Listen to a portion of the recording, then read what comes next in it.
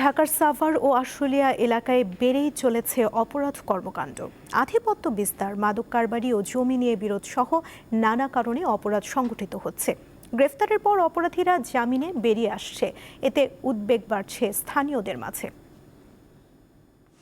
গত ২০ মে আশুলিয়ায় দুর্বৃত্তরা মোটরসাইকেলে এসে দুই ভাইকে গুলি করে পালিয়ে যায়। এ ঘটনায় এখন পর্যন্ত কোনো অপরাধীকে গ্রেপ্তার করতে পারেনি পুলিশ।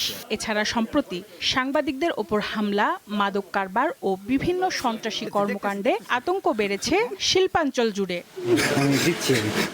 গত ডিসেম্বর থেকে এপ্রিল মাস পর্যন্ত ৫ মাসে সাভার মডেল থানায় মামলা হয়েছে ৪৩৪টি। এসব মামলায় গ্রেপ্তার হয়েছেন ১,১২৭ জন। একই সময়ে আশুলিয়া থানায় ৫০৩টি মামলায় গ্রেপ্তার হয়েছেন ১,১২১ জন। উদ্ধার করা হয়েছে ১২টি অস্ত্র।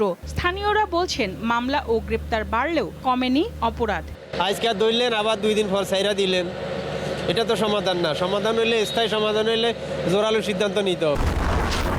হিউস্টনে রকিং টেস্টি, সীমানা ছাড়াও নিজেকে হারাও। একজন ইয়াবা বিক্রি করতেছে, এখন তাদের শেল্লার দিয়েছে ওই এলাকার নেতা। ধরলেও ধরে যাদেরকে চালান করে তারা আইনের ফাঁক ফোকর বেরিয়ে গলিয়ে খুব তাড়াতাড়ি বেরিয়ে আবার আগের কাজে ফিরে আসে। এটা প্রশাসনের সমস্যা না, জনগণের সমস্যা না রাজনৈতিক সমস্যা, এটা তো বলা মুশকিল।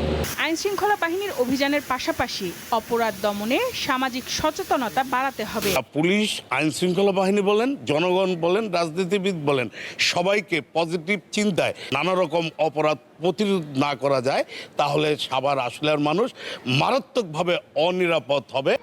সাভার ও আশুলিয়া এলাকায় ২টি থানা, ৮টি পুলিশ ফাঁড়ি, র্যাব ও ডিবির কার্যালয় থাকলেও জনবল সংকটের কথা জানালেন উপজেলা প্রশাসনের এই কর্মকর্তা। সাভারে এই ৮০-৯০ লক্ষ মানুষের জন্য মাত্র থানা 2টি। এখানে যদি আমাদের একাধিক আরও ২-৩টি থানা অতিরিক্ত থাকতো, 5টি বা 6টি থানা থাকতো, সেক্ষেত্রে হয়তো আমরা বেশি মানুষকে আইনের আওতায় বা আইনের কাভারেজে আমরা নিয়ে আসতে পারতাম। পুলিশ বলছে, শিল্পাঞ্চল এলাকায় অপরাধ দমনে অভিযান ও গোয়েন্দা তৎপরতা জোরদার করা হয়েছে। সার্কেল এসপি সহ যে আমাদের যে ডিবি থানা যে টিমগুলা, সেই টিমগুলোকে আমরা বেগবান করেছি। তারা কিন্তু প্রিভেন্টিভ পুলিশিংও করছে। অপরাধের মূল কারণ চিহ্নিত করে যে কোনো মূল্যে আইন শৃঙ্খলা পরিস্থিতি নিয়ন্ত্রণে আনার দাবি স্থানীয়দের। সঞ্জিতা প্লাবনী, দীপ্ত, বার্তা কক্ষ।